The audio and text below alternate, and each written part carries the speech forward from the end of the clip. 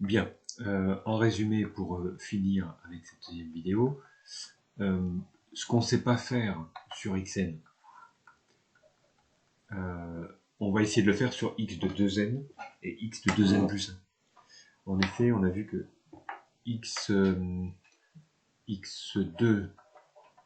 x4, x6, etc. c'était comme ça, et les x1 c'était 1 d'ailleurs, x3 c'était là, tac tac tac, on voyait que, et on va le démontrer, que la suite des rangs impairs est décroissante et la suite des rangs pairs est croissante. Donc ce qu'on ne sait pas faire sur xn directement, on va le faire non seulement sur x de n, mais sur x de 2n plus 1. On va montrer qu'elles convergent vers la même limite, et après on pourra tirer sur le théorème vu à la vidéo précédente, qui dit que si x de 2n et x de 2n plus 1 sont convergentes et en plus vers la même limite, forcément, il y a une équivalence avec la suite xn qui converge. Bon, voilà. Que dire x2, c'est g de x1. Si vous faites un g de x2, vous avez g de x1 ici.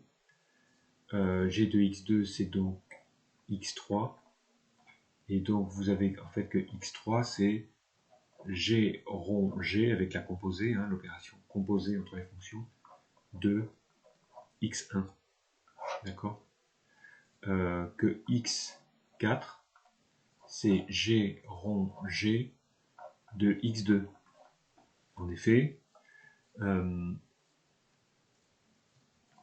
x4 c'est g de x3, mais x3 c'est g de x2, d'accord. Donc en fait on voit apparaître une fonction qu'on va étudier, qu'on voit là et qu'on voit là, c'est g rond g, d'accord. Donc à ce petit jeu on a besoin de la fonction g rond g. Pourquoi? Parce que comme on va de 2 en 2 pour les termes, pour aller de x2 à x4, il faut appliquer la fonction g rond g. De même, si vous vouliez x6, il faudrait faire g rond g de x4. Ici, si on voulait x5, il faudrait faire g rond g de x3. D'accord? Pourquoi? Bah, écoutez, g de x3 c'est x4, g de x4 c'est x5. Donc, il faut une étude, mais elle va être... Alors ici, elle est un petit peu compliquée, mais on va essayer de simplifier l'affaire. Étude de la fonction g rond g. Bon, on va la définir sur R+, définie sur R+. C'est là où ça se passe pour nous. On sait que G est décroissante, ça a déjà été montré. Donc, on sait que G rond G va être croissante. On avait vu ça au début d'année même. Hein, la composée de deux fonctions de même variation donne une fonction croissante. Donc, G rond G est croissante. Donc ça, c'est intéressant. Parce que du coup, vous allez pouvoir prouver que x de n est croissante. Bon, voilà. Comment vous initialisez, vous calculez votre x4, vous voyez que c'est plus grand que votre x2. X4 c'était 0,33, x2 c'était 0,18, donc en vrai, vous avez une hypothèse de récurrence qui dit que par exemple x de 2n plus grand que x de 2n moins 2. Vous appliquez g rond g qui est une fonction croissante, merci la fonction croissante, g rond g de x de 2n va être supérieur à g rond g, alors on pourrait même avoir un signe large, hein, on n'est pas obligé d'avoir un signe strict, g rond g de x de 2n moins 2, ça fait le terme 2 rangs plus loin, donc de 2n plus 2, et là de 2n, 2n moins 2, ça fait 2n, d'accord. Donc du coup, on a une propriété au rang n qui est vraie. Conclusion, x 2n est croissante. Super. De même, vous montrez que x 2n plus 1 est décroissante. En effet, vous partez de... qu'est-ce qu'on avait parté de x1 qui était plus grand que x3, plus gros ou égal. Toc, vous faites une nip de règle, je la fais un peu rapidement. Hein. Vous avez, je sais pas moi, x de 2n moins 1 qui est plus grand ou égal à x de 2n plus 1. Ouais. Vous appliquez g rongé qui est croissant aux deux. Donc g rongé x 2n moins 1, g rongé x 2n plus 1. Ici, ça vous donne x 2n plus 1 qui est plus grand que x 2n plus 3. Voilà, donc en fait, voilà, ça décroît. Vous en déduisez en 3 que x de n plus 1 est décroissante.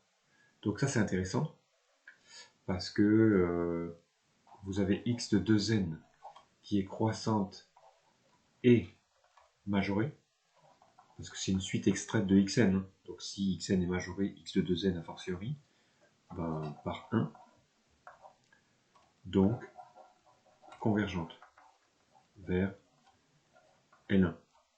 X de 2n plus 1, je vous avais dit ce qu'on ne sait pas faire sur xn, on va le faire sur les deux suites extraites. Hein.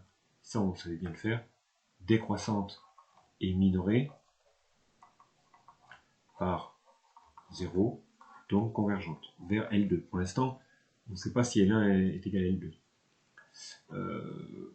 Donc ça, c'est intéressant. On a vu que xn, pardon, 2n plus 2 égale un g rongé de x de 2n. Donc L1 est solution de l'équation x égale g rongé de x. Ou dit autrement, L1 c'est g rongé de L1.